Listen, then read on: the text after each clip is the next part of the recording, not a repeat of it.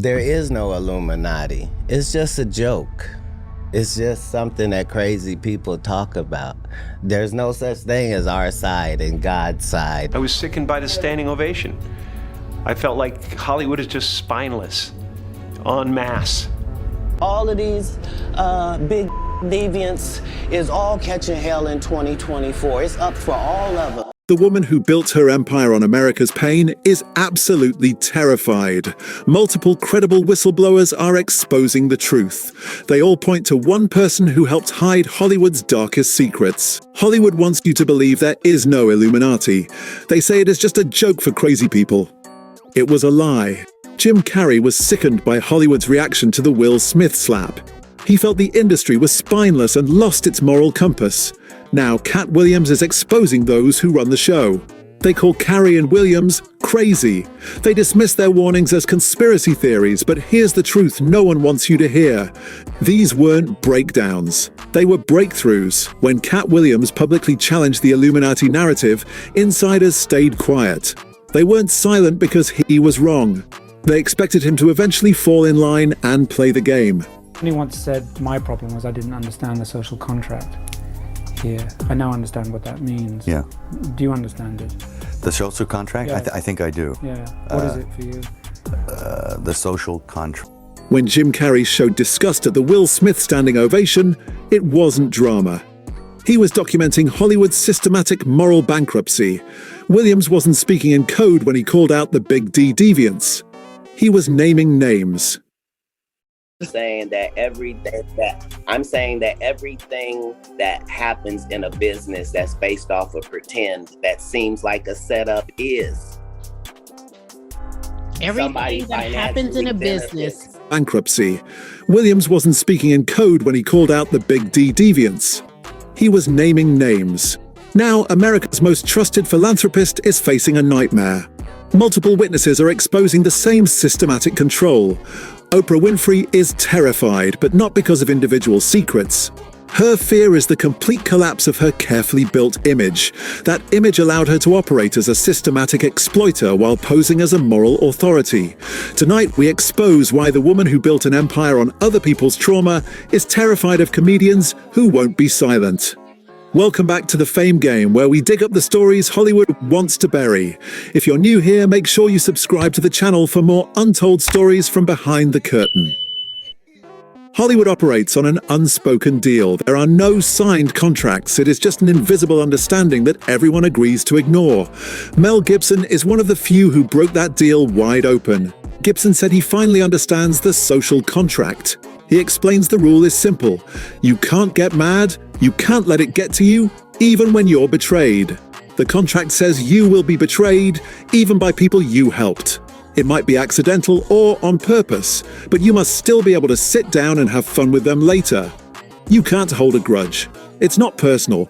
It's just business. Walk away from $50 million. I wasn't walking away from the money. I was walking away from the circumstances with the newfound plateau. Yeah. It was completely outside of my frame of reference. I've been in show business since I was 14. I've heard the stories, seen these kinds of things play out. The unspoken rule is that the system will mistreat you. You cannot complain. You cannot speak up. You cannot even admit it is happening. That silence is the price of admission. Gibson himself proves what happens when you break the deal. He was a global superstar, but when he talked about industry corruption, he became persona non grata. Yet he survived outside the system. This proves you don't need their approval to create great work. If you're enjoying this explosive report so far, go ahead and give this video a thumbs up. It really helps us get the truth out. Think about the industry's actual business model. They make a living creating believable fictional stories.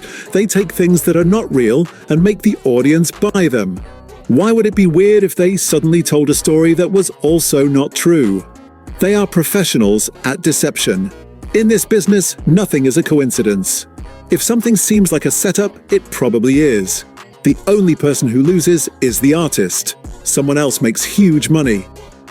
Katt Williams points to rapper deaths as non-incidental. He says someone earns $100 million from the tragedy. They no longer deal with the artist or their crew. The label makes $60 million in benefits after killing a $20 million contract. Katt Williams drops a terrifying bomb. Nothing in this industry is an accident. Every scandal, death, and breakdown is planned out. They aren't random tragedies. They are business decisions. Look at the pattern. Michael Jackson died just before his comeback tour. His estate earned more in 10 years after his death than he did in his final decade alive. Prince died mysteriously while planning to release music independently. His catalog value exploded overnight. Whitney Houston drowned, and her greatest hits album became her best-selling release. Williams says they eliminate people to reap maximum benefit. This is not a conspiracy. It's cold, calculated business dressed up as tragedy. The genius part is that everyone in Hollywood sees this pattern, but nobody talks about it. They all signed that same invisible contract. The contract says to stay quiet, or you might be next. It's psychological control disguised as career advice. How would you control millions of people's minds? You need someone they trust completely. Someone who seems to care about their pain. Someone who feels like family. Enter Oprah Winfrey. In an old interview, she asks Dave Chappelle why he walked away from $50 million. Dave explains he wasn't rejecting the money, but the circumstances. He'd been in show business since he was 14 and saw the pattern. Mariah Carey made a $100 million deal, and 3 months later, she was deemed mysteriously crazy. Lawrence Fishburne was caught waving a gun and screaming, "They're trying to kill me." These breakdowns happen just as artists reach a new plateau of success. Dave felt he was deliberately put through stress. When you generate that much money, people have a vested interest in controlling you. Watch that Dave Chappelle interview closely. Dave saw the trap coming. He is rationally explaining how the industry controls artists. But look at Oprah's actions. She keeps interrupting him. She tries to paint him as mentally unstable. This is not an interview. It's psychological manipulation disguised as concern. Dave is explaining the system, and Oprah is demonstrating it in real time. She is gaslighting him on her own show. She makes him look crazy for having principles. When Dave rejected the deal and went to Africa, everyone called him mentally ill. Does he sound crazy, or does he sound like a man who saw through the game and refused to play? Dave says he connects dots that others may miss. He noticed that every black male comedian is put in a dress at some point.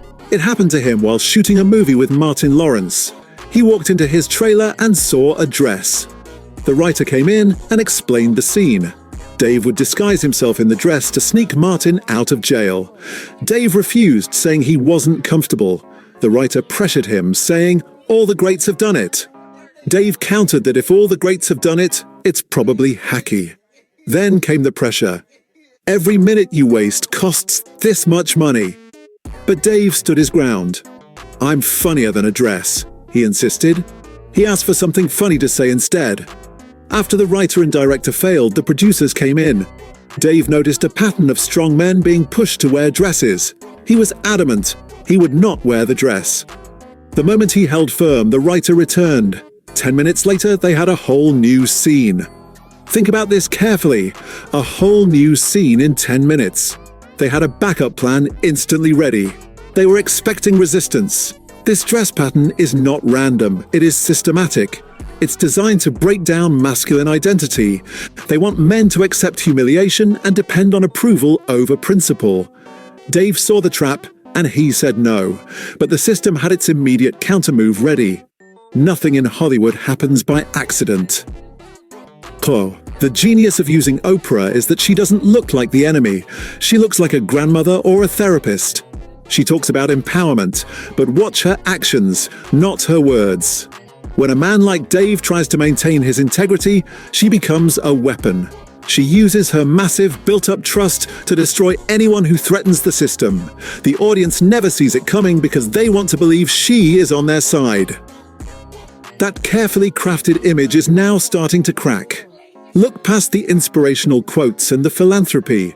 You will find a pattern of scandals Oprah always escapes unscathed. Let's look at her Leadership Academy for Girls in South Africa. She opened the $40 million boarding school in 2007, promising Nelson Mandela she would build it. The South African government was initially against it. Soon after, one employee began harming the students. A 27-year-old matron named Virginia was charged with 13 counts of inappropriate contact. She physically harmed at least 6 students, ages 13 to 15. Oprah ultimately placed these girls in harm's way, and this was not the only incident. Scandal has followed the Academy ever since it opened. Less than 2 years later, more incidents occurred. A 15-year-old girl urged victims to keep secrets. 7 students were suspended for intimidating others. A letter to one parent confirmed guilt in intimate physical contact, bullying, and dishonesty. How did a 15-year-old coerce classmates into lying to officials? This was a $40 million investment. It was supposed to be a beacon of hope. What we got was scandal after scandal. First, a matron attacked students. Then, students attacked each other. Later, a dead newborn was found in a student's bag. Oprah claimed she had no idea what was happening, but this is a woman who micromanages every detail of her brand. With all that money and security, could she really be clueless? The pattern is clear. Oprah poses as the savior of vulnerable people, but terrible things keep happening under her watch. She always has an excuse ready. It's never her fault. She always plays the victim too. For many, the name Oprah Winfrey brings up Harvey Weinstein. They were close friends for over 2 decades. Weinstein's reputation was known in Hollywood since the 1990s. He became the face of the Hash Me Too movement. When he was exposed, Oprah allegedly called him and offered support. Her team denies it, but their warm friendship and photos suggest otherwise. Actress Rose McGowan tweeted, "I'm glad more people are seeing the ugly truth of Oprah. I wish she were real, but she isn't." Oprah offered public support and had business dealings with him even when rumors swirled. Once he was convicted, she claimed total ignorance. Singer Seal called her out. He said she was part of the problem for decades. Everyone in Hollywood knew about Harvey, but they stayed quiet because he held the power and made the money. Exposing him would have destroyed their own careers. Jim Carrey spoke about Hollywood's spinelessness during the Will Smith Oscar controversy. He saw the standing ovation as a clear sign the industry was morally corrupt. He went from joking about the Illuminati to openly admitting his exhaustion. This is not a breakdown. It is a man who has seen too much. When Carrey talks about a spineless Hollywood, he means people like Oprah. They know what is truly happening, but they choose to protect the system, not the victims. They build careers on public pain, then claim to be shocked when the truth is exposed. The mask is slipping, and people like Katt Williams refuse to let them put it back on. Now let's connect these dots to what happens behind closed doors. We are not discussing random gossip. We are talking about a systematic operation at the highest levels of media. Diddy's former assistant describes his job. He was required to source and carry drugs for Diddy across the country. He knew Diddy's infamous parties as Wild King Nights. These were intimate gatherings at his home or a hotel room. The assistant had to prep the rooms with baby oil, Astroglide, candles, liquor, and drugs. He didn't have to be in the room to know what happened. One of his jobs was deleting incriminating videos of the Wild King Nights from Diddy's phones. He saw an addiction that required constant attention every day, every hour. Prepping rooms, managing schedules, coordinating high-profile guests. This is not party planning. This is the operational logistics of systematic exploitation.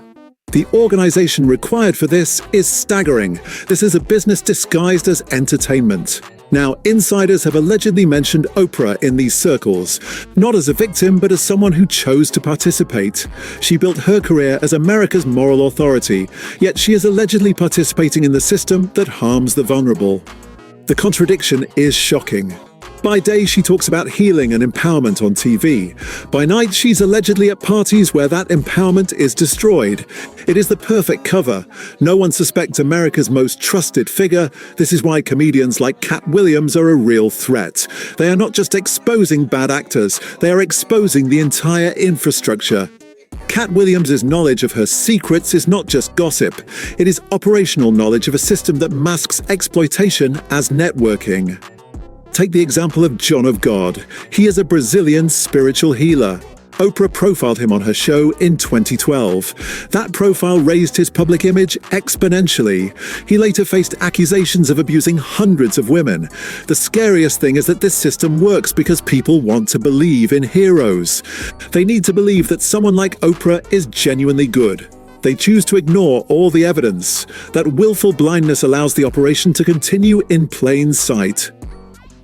The evidence is now laid out. The patterns are clear, testimonies are stacking up. The woman America trusted with its pain built her empire by monetizing that suffering. The philanthropist claimed to protect children but presided over scandal. The moral authority allegedly participated in the very system she condemned. Oprah's terror is the complete destruction of her perfect image.